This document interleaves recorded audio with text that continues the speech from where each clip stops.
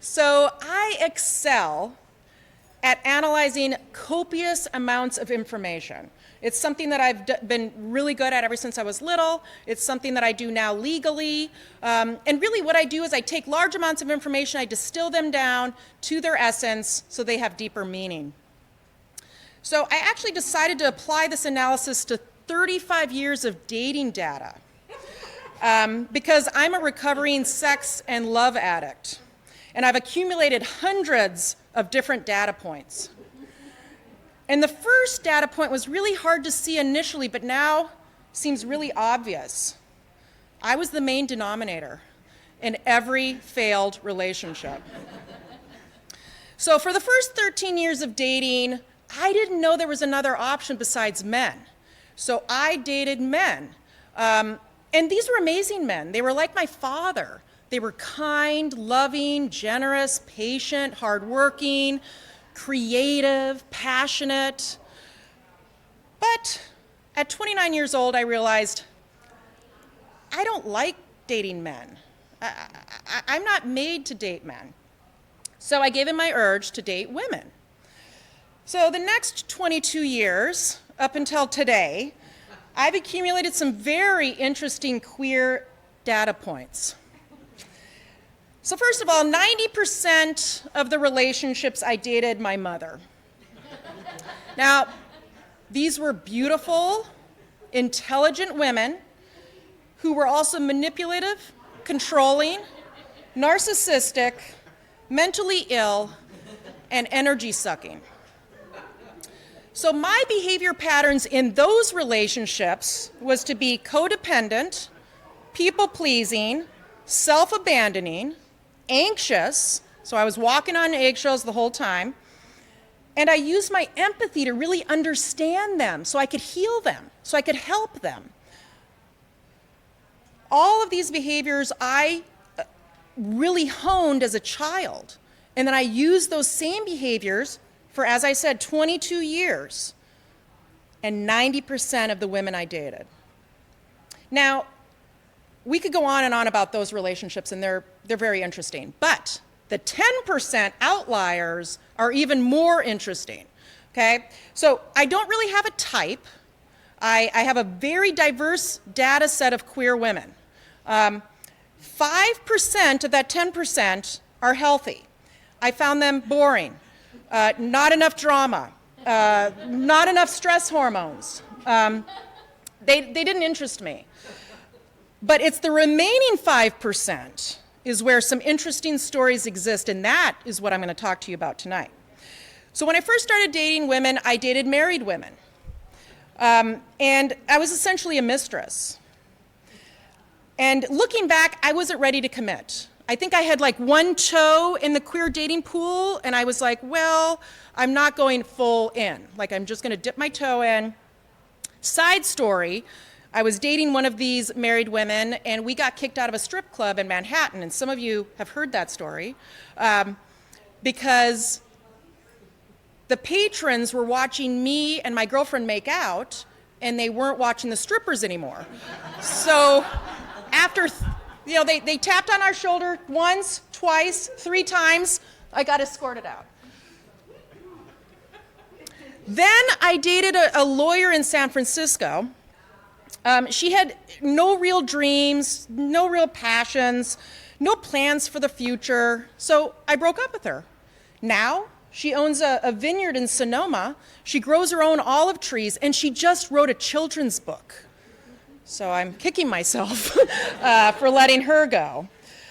I had a one-night stand with a fairly healthy woman with a filthy apartment. It was filthy. I still recall getting cat litter on my body that was in the bed, and that same cat farted in my face all night. And the only thing that really got me through was copious amounts of weed. We were smoking weed nonstop. It's really the only way I could it was one night, but I drove a long distance to get there, so I wasn't giving up. I was in it to win it. I dated a neurodivergent German woman who initially told me she was Swedish. So clearly she had some communication problems, and she wanted to be polyamorous. And it didn't go well, because polyamory requires a high degree of emotional intelligence and a lot of communication. So she's not to be confused with another woman who was highly anxious and trying to be poly as well, and that didn't go well either. But she's in the 90% mentally unstable. So I dated another woman, ADHD. She was more intense than me, which is really hard to accomplish. She had a dopamine deficiency, and that's what required her to like keep doing more and more. She jumped out of a plane 35 times. I did it once, I was fine. 35 times.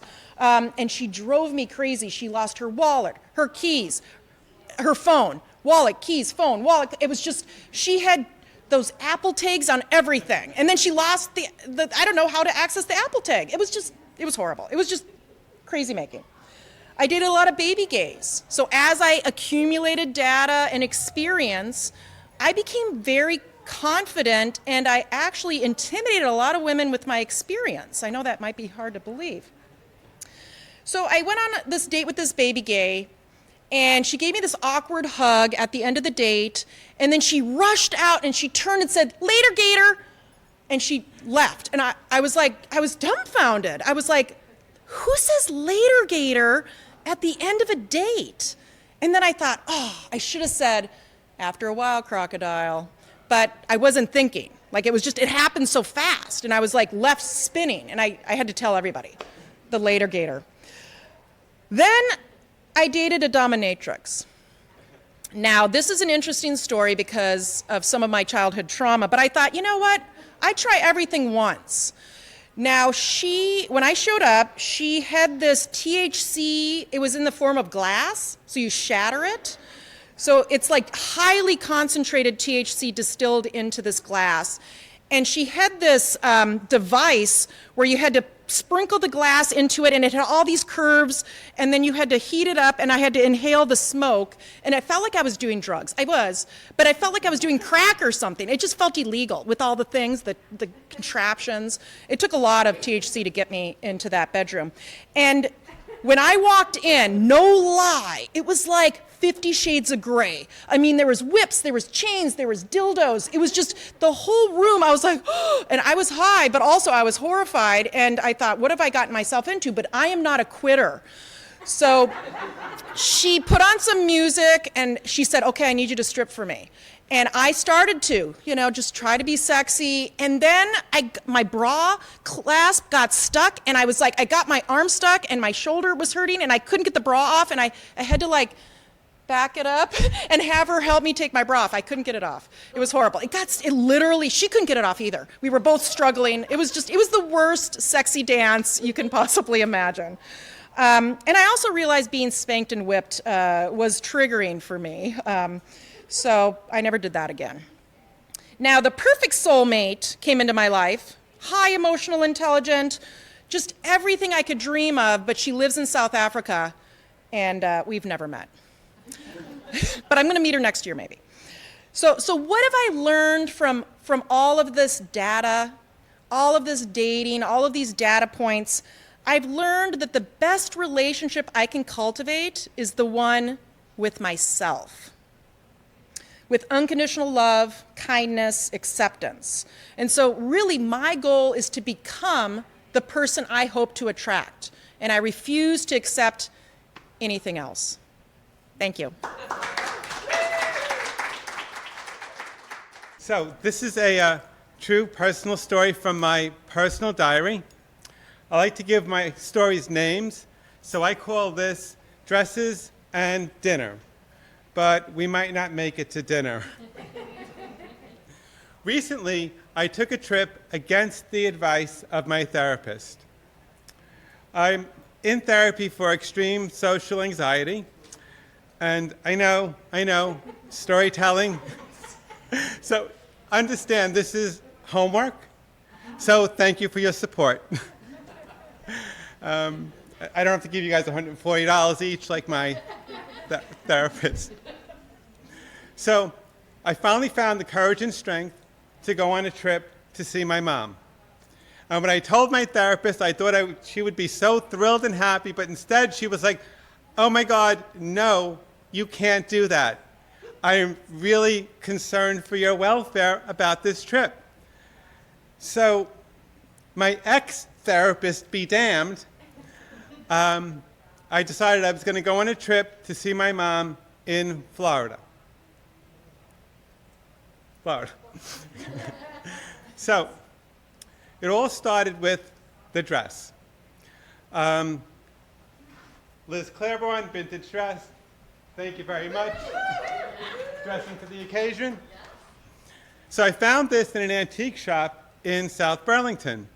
And I picked it up probably about a week before the trip, and I wasn't going to pack it, but you know, there's always room for one more dress in the suitcase, so I threw it on top and zipped it up, and off we went.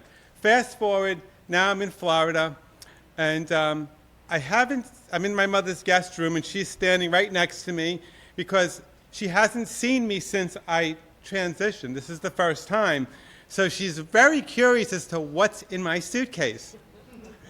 So I open up the suitcase, and I gently lift out Liz, and my mother screeches out, oh my God, I have that dress!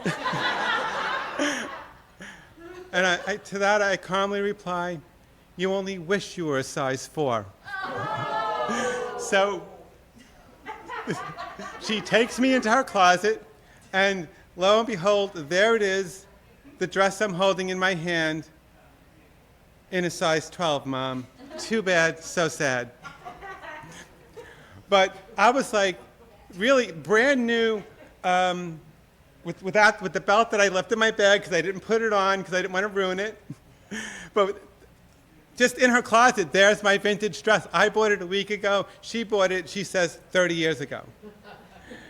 So I was just taken back. And she says to me, she says, what are the odds? So you could have knocked me over with a feather. I'm like, what are the odds? Did you hear what you just said? This is not you and Aunt Katie showing up to Grandma and Grandpa's anniversary in the same Kohl's dress, okay? When did you ever think that you and I would be owning the same exact dress? I was just... Anyway, so we were going to a play that Saturday night. So I said, well, guess what? We're going to be going to this dinner theater in matching mother-daughter Liz Claiborne dresses. So we did. But it's just amazing that it still blows me away. Anyway, so another dress story. On my first day in Florida, we went to Tarpon Springs. Now, if you haven't been to Tarpon Springs, think Church Street, but like much, much bigger, and cars coming up and down the middle. So I'm just bouncing off of clothing stores and dress shops, just every little pretty thing that I could see. Finally, we come up to this store called Cottonseed Casual, and I smash into the window, and I have to go in. But my mother, 82 years old, God bless her, she's shopped out. So she's sitting at a bench across from the entrance to the store. So I walk in there, and I see these beautiful sundresses. So I just grab one off the rack to just put it up against me and see how it silhouettes. And then I look at the size, and it's a 4. So that's usually a bad omen for me that I'm about to spend money, because out of all the sizes I could have picked, I picked my size. So I try it on, I find a nice little hat to go with it, and I'm just walking around the store talking to the saleswomen that are there, and we're having a grand old time. And finally I figure out that I'm not taking this dress off. This is staying on me. I can't even believe I'm about to say this to the saleswoman, but I'm like, do you have a scissor that you can cut these tags off? Because I'm going to walk out in clothes that I did not walk in with. So she cuts the tag off, and we're all good, and buy the dress, bag for my clothes, and we make our goodbyes. And as I'm walking out, the manager walks up to me, and she says, excuse me, but can I ask you a question? And I'm like, sure. So she's like, would you mind if I took your picture for our website? So trying to be calm. I'm like, yeah, you can take my picture. Inside, I'm like, yes! You want to take my picture in your dress for your website? I'm like, wonderful. So she takes my picture. 10 minutes later, I'm on their official, with the little check mark thingy, Facebook webpage, in their dress, in their store. In the state of Florida. And I told them I was from Vermont, but if you read the post, for some reason they think I'm from Wisconsin. So I had to make a post after that saying, well, more closer to Vermont, but the Vermont-Wisconsin border. But meanwhile, I've got my mother outside. And when I walked into the store, I was wearing shorts and a cute dark-colored top. And now I'm in this beautiful sundress with a hat. So I'm like, all right, let's see if we can have some more fun. So I just tip the brow of the hat down, walk out of the store, and see how observant she's going to be. So I just take a few steps past her, and then as soon as I got far enough away that I felt that I'd succeeded, I turned around and I said, Mom, are you coming? So she says to me, she looks and realizes what had happened, and she's like, we both got a great laugh out of it. And that's just two of the things that happened to me while I was in Florida. Thank you.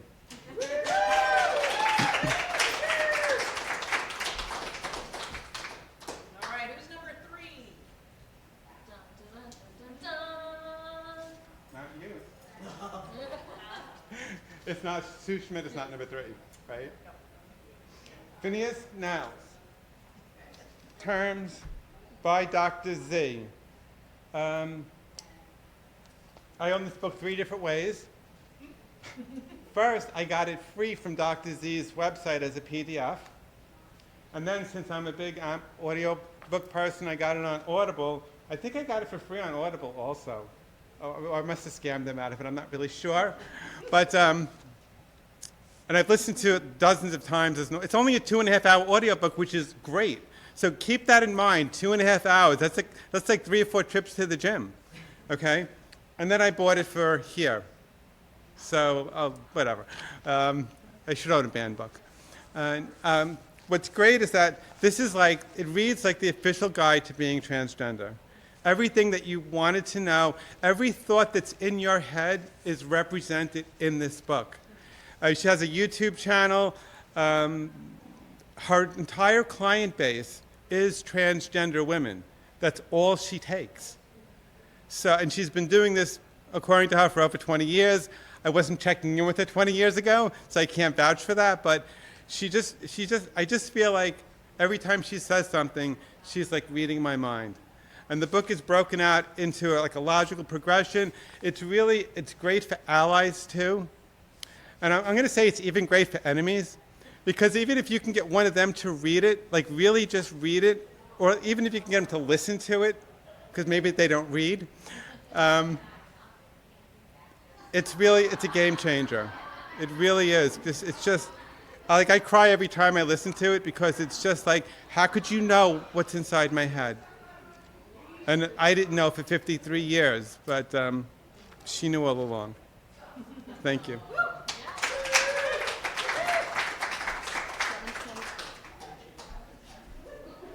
So I actually didn't follow my own rules. So this is my banned book, Genderqueer. Have any of you guys ever read this? It's a graphic novel. It is amazing. It is so good.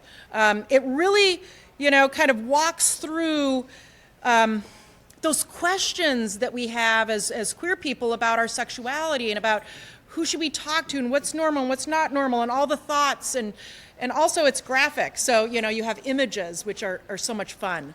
And I loved this book. So yeah, it's a book that it's a good read for anyone. It's a fun story, but it really kind of helps. Similar to what you're saying, like all of the thoughts that we think are so unique to us, like who could be thinking these thoughts? A lot of people, a lot more people than we think, right? And so I think it breaks down some of those barriers and normalizes behavior that we think is abnormal, and it's really not. So excellent book.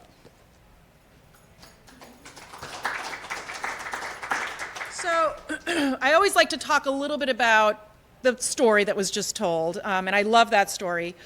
It made me think about when my father passed, and my mom said, I want everything of his out of the house. And I went through everything he owned, and I found he had saved shirts of mine that he never wore, that he saved. And he saved everything. He was such a pack rat throughout his whole life. And so I actually took some of his clothes. Some of the clothes I'd given him from Vermont flannel. It was actually the last piece of clothing he ever wore was that black and red flannel pants. That's what he wore into the hospital. I have those today. And there's something about like that connection with your parent. Like whether it's the same dress or something they wore, there's a connection there. And I always have felt very close to my father. So thank you for sharing that. All right, so let's see. Audience prompt. I'll give Phineas a little bit more time. Boy, they're really having fun over there. But not as much fun as we are. All right, so Ellen's going to tell us a story. Tell us about a time you got in the most trouble with your parents. Let's get ready. My best friend and I snuck into New York City with our boyfriends. We were 16. My friend left a note that she was running away, and my ruse was quickly uncovered. We were nailed. Was it fun?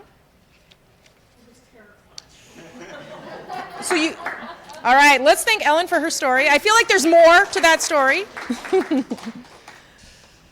Yeah, I think kind of going back to my story, it took me 29 years to even try to actualize what I had been feeling inside of me. And I think a lot of queer people kind of have that struggle of, what is this? Is this normal? And I was raised evangelical again. I didn't mention that. My mom was also evangelical, so add that to the trauma. So I thought I was going to burn in hell, and I didn't want to do that. So yeah, I mean, I actually want to thank Phineas. We wouldn't even be here tonight if it wasn't for Phineas. Phineas reached out to me, I think it was March, a long time ago and said, hey, Midi Pride is going on. Would you host a storytelling event? I said, absolutely. And so we're here because of Phineas.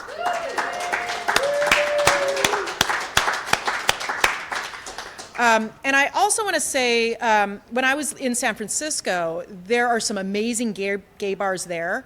And, me and my girlfriends, we would go. I mean, we were queer, so we felt like safe going to these gay bars. They had better music. They are so hot, and they had, I mean, they're barely wearing any clothes. They've got all of these piercings, and oh my God, it was just, I love going to gay bars. When I go, I don't know, it's just not the same as lesbian bars. There's just an energy. It's like, it's just different and better. So yeah, if you've never been to a gay bar, who has never been to a gay bar? Raise your hand. If you've never been to a gay man's bar. Okay, well, you got to try it, Tom. Don't miss out. I'm trying not to be with gay women. I know, well, it's close. You're taking a step in the right direction. All right, so let's see. We got another story here. All right, Ella. Ooh, all right. So Ella's going to tell us a story, number 5. Tell us about the first time you fell in love. Now, it's written, felt in love. You can interpret it however you'd like, but, tell us about the first time you fell in love. Queer love. Yeah, that's right. We're trying to queer it up. Queer up. So when I was 16, I worked in a bar. Okay, that could be a story. As I was leaving to walk home, I was offered a ride by this old guy in his car in the parking lot. He offered me alcohol, and he took me to his house for drinks and asked me for a blowjob. Sadly, it was my first time, and I wasn't good at it. The night ended early. His booze wasn't that good anyway. All right, let's thank Ella for that story. Okay. we're going to have to come back to 16 working in a bar, but you were in New York at the time? Yes. Okay. So I worked at the Belmont Park Inn. That's a bar across from where the hot walkers take care of the horses. So it's just right across from the stables. So it's a real dive bar. They had like 3 floors of just rooms for rent. Like By the hour or? any way you want. Okay. I'm So just yeah, asking. it was Asking pretty, for a friend. yeah. It was it was dive all the way. And, You know, the best stories come from these outlier experiences, right? These things that are just like, oh, strange. If it was normal, it wouldn't be interesting. But right. that's- I didn't care. I was just because I looked like a mile and a half. So I'll take a bite. And he's like, "Oh, you want something to drink?" And I'm like, "All right." Yeah, it was like me in the THC crystal sheet. Yeah. Like the more the merrier. Whatever you got. All right. So this is going to be our 4th storyteller before intermission, and then we'll have like a 10 or 15-minute intermission, and then we'll bring up the 5th storyteller. All right. So let's give a warm welcome to our 4th storyteller, Lexi Kensington.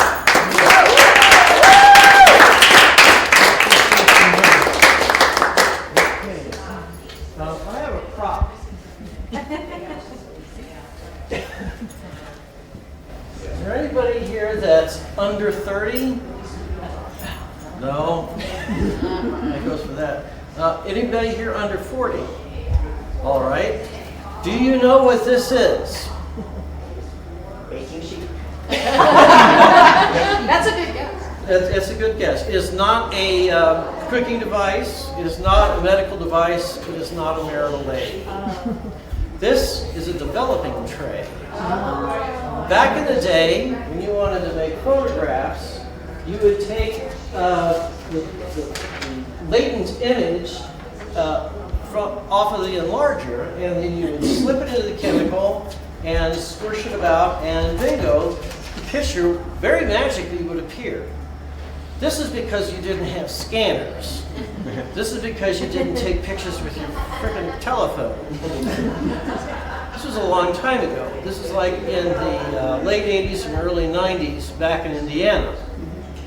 And unfortunately, I do have something to talk about with my story talks about my involvement with gay bars and some of those things. I was a leading queer photographer in Indiana in those days, in the late 80s and early 90s, and then went out and photographed for the National Gay Press.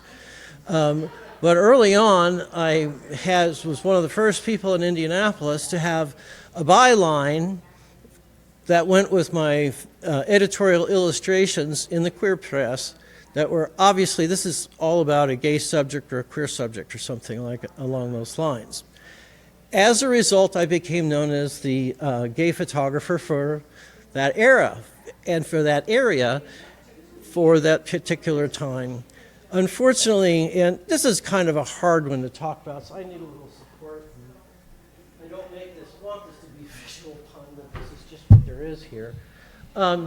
This is a hard one because it turns out that going out to the bars was a good and wonderful thing, and it was a very special and magical place. But unfortunately, sometimes some crappy things happened. The things that happened sometimes would be a young person would hook up with another person, and they're going to go have a cocktail in a little darker, more secluded place, or they were going to go back to somebody's apartment, and then they were never seen or heard from again. And this happened with a considerable frequency around Indianapolis, and what people would do is they would come to me and say, "We need copies of this photograph. This is my cousin. Here's cousin Billy. He went to the gay bar Thursday night, and we haven't seen him yet, and this is Thursday of this week. Can you make some copies of this picture that we can pass around and say, has anybody seen this guy? What happened to him?" I had a lot of people come to me to do that. And so I would have these in my darkroom, these trays with school pictures or pictures from a wallet that I had made a copy of very beautiful young people that just disappeared. And people would call the cops, people would try to investigate, why can't we find Cousin Billy? They would just do this over and over again. This cycle went on for a lot of years, and finally added up to the conclusion that the police weren't going to do anything about this because they were just little dead queer kids somewhere who got in trouble and got themselves killed, probably. And that is what happened. And they got found in this cornfield and that cornfield and that cornfield. I'm going to let you go home and Google. We all have our phones on airplane now, but I'm going to let you go home and Google the Fox Hollow murders. The Fox Hollow murders that took place north of Indianapolis. They did finally find a guy that was picking boys up. One of them survived and ran away, and they were able to make a connection. So it turned out it was a doctor, very well-heeled anesthesiologist, and I'm not going to honor his name by mentioning it, the scum. So he discovered that the cops were coming for him, and so he went up to Ontario and blew his brains out. So at least in that instance, the garbage took itself out. But the long story about this is that on his farm, they found remains. Lots and lots and lots and lots of remains. They think there's like 22 individuals. But nobody in Hamilton County, Indiana, ever did anything about that because it's like, oh, these queer kids wants one more dead fag after all, Well, I can tell you, at least from the dead kids floating in my trays, I can tell you there is something more to the story. If nothing else, after all these years, people want closure. There's a new coroner in that county, and they're finally starting to do DNA tracing and tracking on these remains. That's new. This is stuff that happened in the 20th century, if you can remember back that far. And now it's they're finally starting to get around to it. So, sorry to be a big downer, but there's another part about that. The beautiful thing about it all is that a community established itself. It sprung it to itself in existence, and it was the first gay and lesbian advocacy organization in the state, and they have erupted into a huge presence, lobbying powers. It's almost a pack they've got together now. But it all started with people trying to keep their community together, because in tragedies, communities find each other. Let's all find each other. That's enough of that.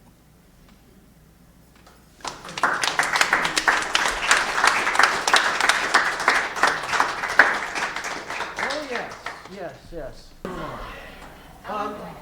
This is my band book, because you won't find it in the libraries. Where you would find it is in the drugstore and the pulp novels. This is Odd Girl Out by Anne Bannon, Fawcett Gold Medals bestseller of 1957. And instead of just being a piece of trashy porno, this thing actually approached some real beautiful literature. It was an incredible breakthrough thing, and it was a huge, huge seller of a lesbian story, of a young girl going to college and finding out who she is. And so it's a coming out story. It's bittersweet. It's a hell of a good read, and I highly recommend it. From this, a lot of serious literature about young adult romance is actually kind of like sprang up out of it. This is certainly not the first gay lesbian book at all, but it was the first one to reach a national bestseller and was one of the first that really established the tone of what romance novels would be like for that. And that's enough of me. Let's break for intermission. So yeah, I mean, I think sadly, you hear these horror stories, and there's the silver lining is that it actually did bring community together, and that advocacy groups did arise, right? And I think that it's true that we need each other, and not just the queer people. I think especially the queer people, but everyone needs another person. Like, we are not humans that can live in isolation. I don't know if you've ever watched that show Alone. What really, even if you can get all of your needs met, that need of being with another human is essential for our survival.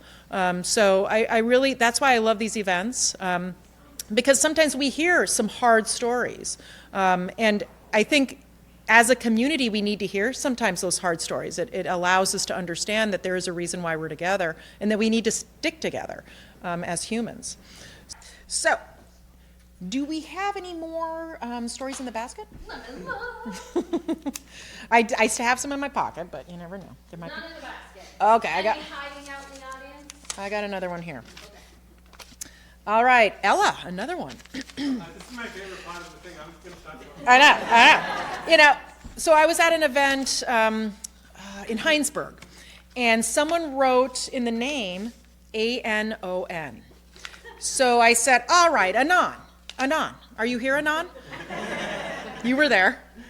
And someone said, anonymous. I said, oh, I feel really stupid right now. Never happen again. Number 10, tell us something not many people know about you and would be surprised to hear. I like boys. Well, men. I call them all boys. Thank you for that short story. All right, let's give Ella a round of applause for that short story. Since it was short, I'm going to read one more. Let me see. Giving Christine more time. Christine? I'm ready. I got my accommodation. All right, Anonymous. All right, Anonymous, number 10. Is that the same one I just? Tell us something not many people know about you and be surprised to hear. I have an extraordinarily long uvula. Is it how do I say it, Linda? Uvula. I have an extraordinarily long uvula. What is a uvula? It's the thing that hangs down in the back of your throat. Yeah. Like in your tonsils. The thing that moves back and forth? Oh, interesting. All right, well, it's anonymous, so we may never know, but let's thank them anyway.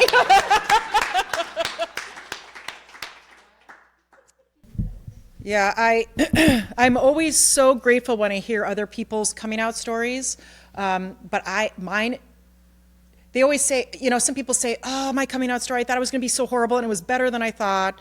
Mine was, I thought it was going to be horrible and it was worse than I thought, and it continues to this day. But I think the other piece that's really interesting, I think this is a common theme in the queer community, is the missed signs. So I was in a sorority. I know it might be shocking.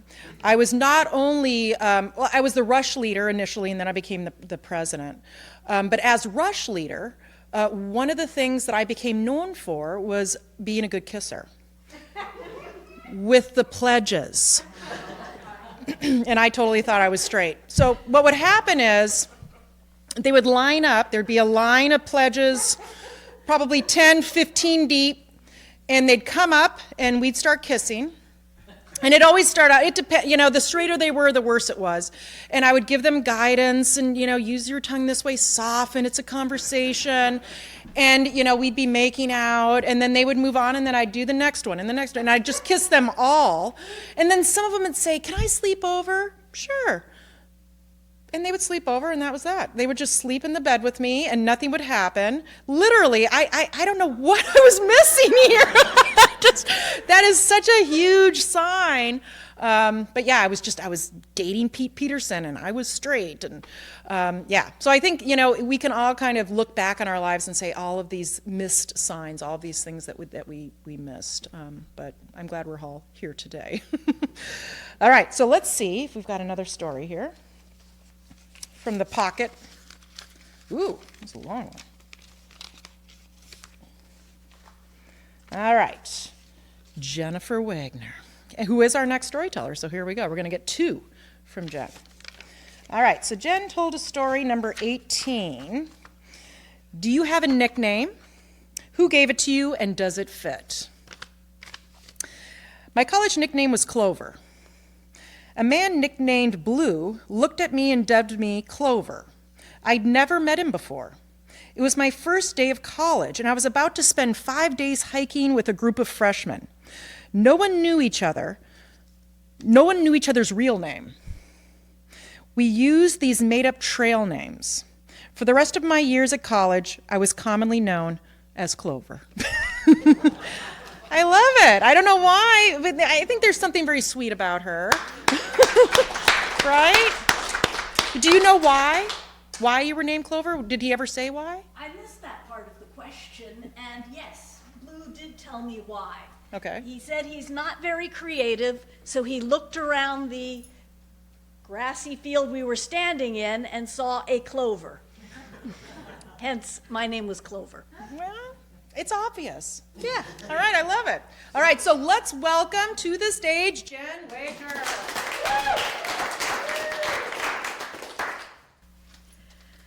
So, how do we come by our unique personalities? Is it by nature or is it by choice? My mother was a gregarious, outgoing woman. She was kind and warm and loving, and she just drew people to her. I admired my mom. I wanted to be like my mom. But I was nothing like her. I was 14 years old, and I was extremely, painfully shy. My mother was a teacher. And as a teacher, she administered the Myers-Briggs personality test. She administered the test to herself, and she was an ENTJ. The E stood for extrovert. My mom was so proud of her personality type, she actually had it printed on a t-shirt. And she wore that t-shirt all of the time. When I told my best friend, starting in 2nd grade all the way through high school, that I was going to tell a story tonight about my mom and Myers-Briggs, she said, "Oh, are you going to talk about that t-shirt? Your mom wore it all the time." My mom administered the Myers-Briggs personality test to me. My result was INFP. The I stood for introvert. In high school, my friends had a list of truths about each one of us in the friend group. For example, our friend Evanthea. Evanthea could not walk and chew gum at the same time. Their truth about me was Jennifer cannot say more than 5 words per hour. It really hurt. I felt like I was always on the outside, looking in. I didn't understand why they were my friends. Why did they want me around? I had nothing to contribute. I was really unhappy, and it was painful. My mom saw how unhappy I was, and she wanted to help me. One day, she took me shopping in a little town called Ellicott City, Maryland. It was the next town over from where we lived. And we went into a little store that was one of those stores that sells stuff that's really new age, crystals, dream catchers. And there was a shelf, and there was a row of cassette tapes. And one of those cassette tapes promised me warmth and charisma through subliminal messages. And if you're not familiar with subliminal messages, those are statements that you can't hear with your ears, but you can hear with your subconscious. There's music playing over it, and the statements are generally affirmations. I think on this particular tape there were affirmations like, I am special and unique. I draw people to me. I begged my mother to please buy me this tape. And wanting to help me in any way she could, my mom bought me the tape. And so for the next 6 months, I religiously listened to that tape every single night when I went to sleep. And at the end of 6 months, I thought, this is it. I'm going to test it. I'm going to experiment on strangers. I'm going to pretend to be an extrovert. So I signed up for a 1-week-long overnight camp for field biology studies for high school girls. My mom drove me up to Western Maryland College, where the camp was, and we arrived early. I put my stuff in my room. I went right back to the lobby and very purposefully greeted every single girl as she arrived. I helped her take her bags, walked her to her room, talked with her, got to know her, and then I came back and I did it all over again. The results were amazing. It blew my mind. These girls wanted to be my friend. They all came around to my room to hang out, just chat. They wanted me to organize them and to do fun things together. They shared confidences. This was amazing. Is this what being an extrovert is like? I loved it. I was addicted. This was incredible. But it wasn't real. I was just pretending to be an extrovert. Then it was my senior year of high school. I graduated high school. I went off to college, and that's where I did the really hard work, where I looked inside. And I knew I just was afraid that if anybody really knew me, if I let anybody really know me, they would reject me because I was gay. After 4 years of doing the hard work, I finally came out in my senior year. Did not lose a single friend. My relationships were deeper and better, and I was the happiest I've been in my entire life. Unfortunately, my mom never saw that. She died in my sophomore year. So she never really got to know me. She never really got to see me happy. But I always appreciate that moment she took when she bought that tape for me. During my senior year, I took a class. And in that class, they administered the Myers-Briggs personality test. I took it again. This time my result was ENFJ, E for extrovert. I was so proud, I wanted to blazon it on a t-shirt. Thank you.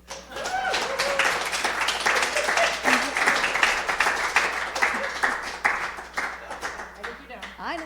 Oh, yeah. Yep. Oh, I think I don't even need to look at this. Karen Henning is on deck. On deck. So, books. I love books that change my worldview or challenge my assumptions and make me ask questions. So long before there was Wicked the movie or Wicked the Broadway play, there was Wicked, The Life and Times of the Wicked Witch of the West by Gregory Maguire. Back in 1990, it was 2000, I went to my library and I discovered the book. So here's my little show. This was not the original cover. They updated this cover with the Broadway play. The original cover was different, but I love this book because Gregory Maguire takes an iconic villain, the Wicked Witch of the West from The Wizard of Oz, and he asks the question, what made her wicked? Why was she wicked? And the surprising answer was, she wasn't wicked.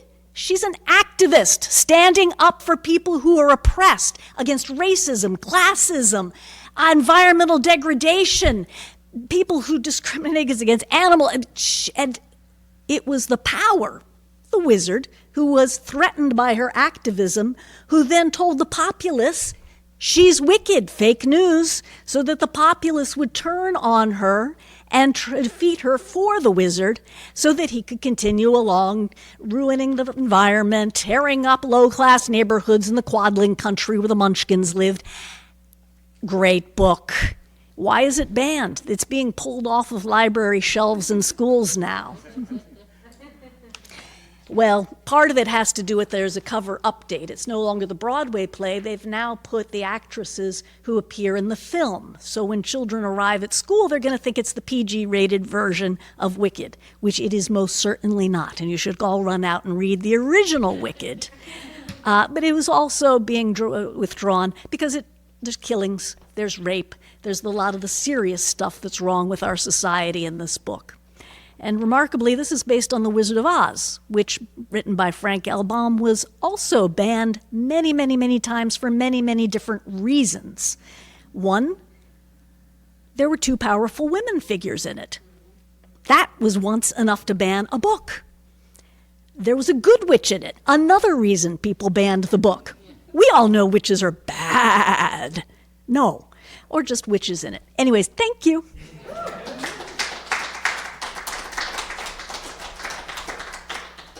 I love when I learn more about books. You know, I love hearing about these books. I'm like, oh yeah, that's the one. I really do need to read that because I haven't read that. So thank you for sharing. And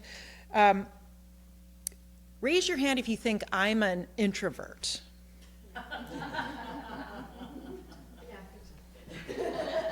I'm an INFJ. I'm an INFJ. I was extremely shy as a child, like extremely shy. I didn't have friends. I was scared to death of people. And, you know, there's still a part of me, you know, I think that inner introvert is still there. I'd rather stay home, read a book, right? You know, it takes a lot for me to get up here. I love being up here. I love telling stories. I love hosting these events. But, you know, I have to, and I'm not pretending because I do love this. But I would say my inner being is really introverted. Is your inner being now extroverted? Yes. Really? You're just, yeah. You went to the other side. Is it nature or is it choice? Yeah. I mean, what's it called, an ambivert, when you can go back and forth? I think that could be me. Where I can go back and forth. But I don't get energized. You know, a true extrovert gets energized by groups of people, and I get tired. Like, I'm going to go home and sleep. Like, you know, it's draining for me. So I think it's important to know who you are, but then also know that you're not stuck. We're not static. We're dynamic, right? We can change. You know, that's the theory of impermanence, right? Not to get all Buddhist on you, but we're not static. All right, I think I've got one more story here before I bring up our final amazing storyteller who's been waiting all night. Phineas. So actually, Phineas, the first time I met you, it was at Bristol, and you told a story there, too, so thank you. Yeah. See, I remember. Number 14, if money and time were no object, where is the place on earth you'd want to visit and why? Provincetown, Rhode Island. In all its gay glory. All right. And how many of us in the audience have been to P-Town? Right? Yeah? So Provincetown, yeah. So yeah, they're all amazing. There's so many like hubs of gayness.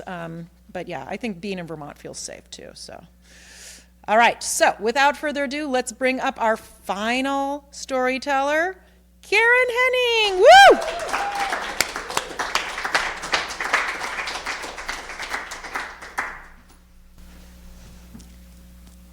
So, I'm about to tell you about my longest queer relationship, and that is with Halloween. Stay with me here. I was that kid that was always told, pipe down, settle down. So just be less. Be less. You're too much. Settle down. And being one of the girls in the 80s that was diagnosed with ADHD when they were still saying girls didn't have it, that should give you an idea of just how much was considered too much. Except October 31st. That was my time to shine, because I could be as loud and as big and as crazy as I wanted to be, and it was all right. It was encouraged. I was boosted up by it.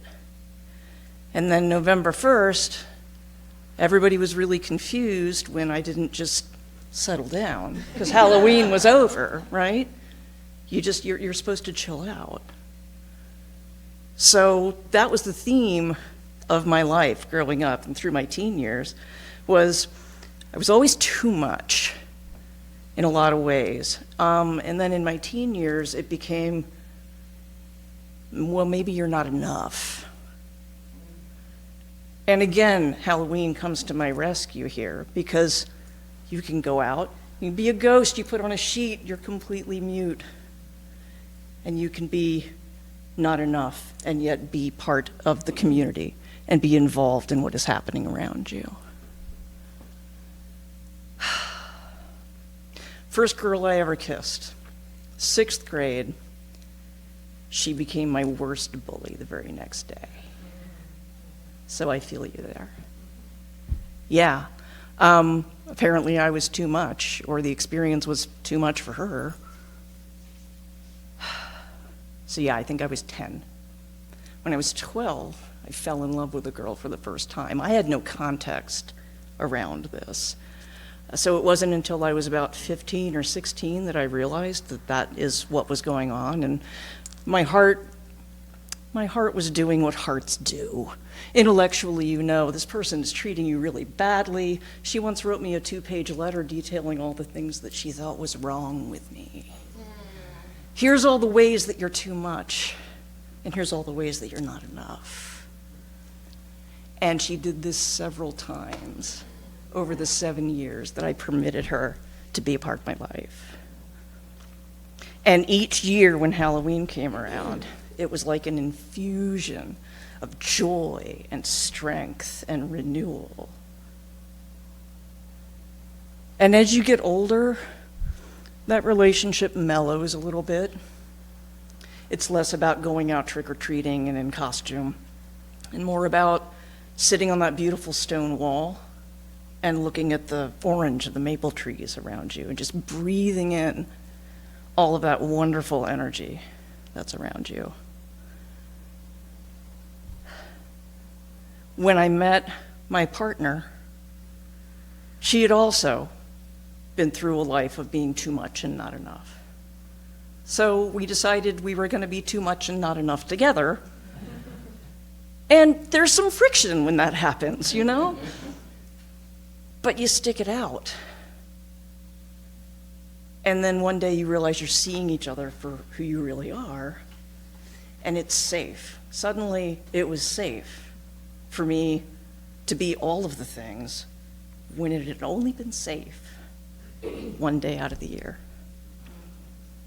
And that made a huge, huge impact in my life, and still does.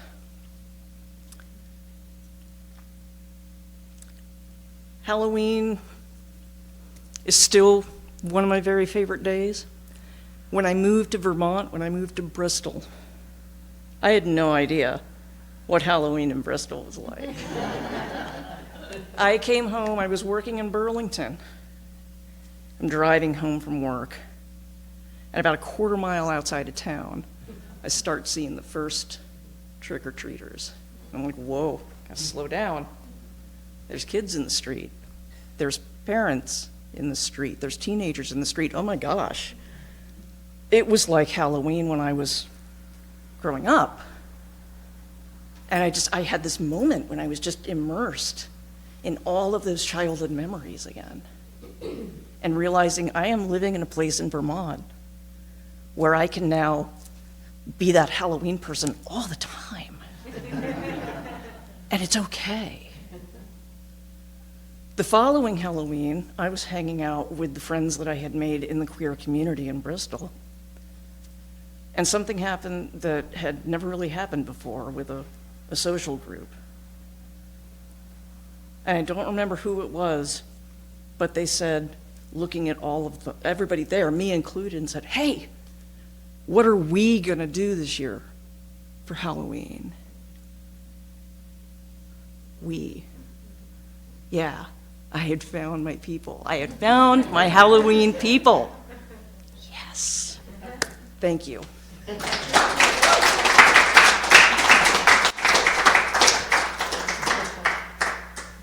And in keeping with spooky season, scary stories to tell in the dark. All of our favorite urban legends. All of our favorite childhood campfire stories. I tried really hard to ban this book in multiple school systems across the country. One of them in the Pacific Northwest actually did ban it. Thankfully, enough parents came to the rescue of this book because they realized that giving kids credit for being able to self-regulate reading scary stories was a lot more important than discomfort with some really good illustrations. I think it was referred to by one parent as an icky book. It's an icky book, but we can't ban books just because somebody thinks they're icky. So, yeah, if you have not seen this book, the illustrations are absolutely legendary. This particular artist is probably best known for his work in this book, and I don't think he did anything in that style beyond this, and I think there's 2 other books after it. And that's probably what he's going to be best known for down the line. And it's the thing that he really just kind of dashed off and wrote off. And yet, you know, sometimes those things that we dash off and write off are the things that make the absolute most impact on the most people. And sometimes we have no idea. You know what? We should do those things anyway. Thank you.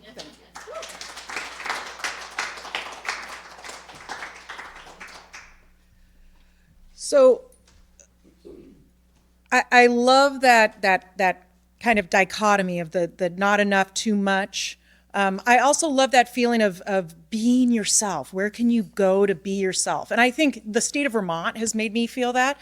But the Bristol group, I got brought into this amazing group of people, and I just feel like I can absolutely be myself and be honored for that. And that's such a gift, to be anywhere where you can be yourself. And I hope all of you have felt that here in this event. I do want to leave you with some words from Mary Oliver. Instructions for living a life. Pay attention, be astonished, tell about it. So I hope we continue these storytelling events. I hope you guys continue to support me because I'm not good with math, but I've done 14 and I had 187. Who can tell me how many I have left? Drew? 144? 187? And I've done 14? How many? I have 173 left? Okay, it still feels like a lot. All right, at some point I'll get under 100 and I'll start feeling like, okay, I think I'm doing it. But I do want to thank, and it wasn't just me that brought this together. I did have the support of Phineas bringing this to Midi Pride, the Ilsley Library and Trisha Allen. Drew's here. I also had Cariella step in as my, linchpin timer. And, it takes a village to bring these things together. None of this would have been possible without the amazing storytellers. So let's all give everyone that's here a round of applause. And next event, now if you're not on my mailing list, please sign up. I have a list there. You'll hear about all the other events. The next event is going to be in Lincoln, October 23rd. Then we're in Virgins at the Bixby Library, November 20th. And then December 18th is the best of storytellers. So that's going to be 10 or 11 storytellers from all the events this year. That's going to be an amazing event. I hope to see you guys there, either as storytellers or as audience members. Have a safe travel home and a fabulous Halloween. Thanks, everyone.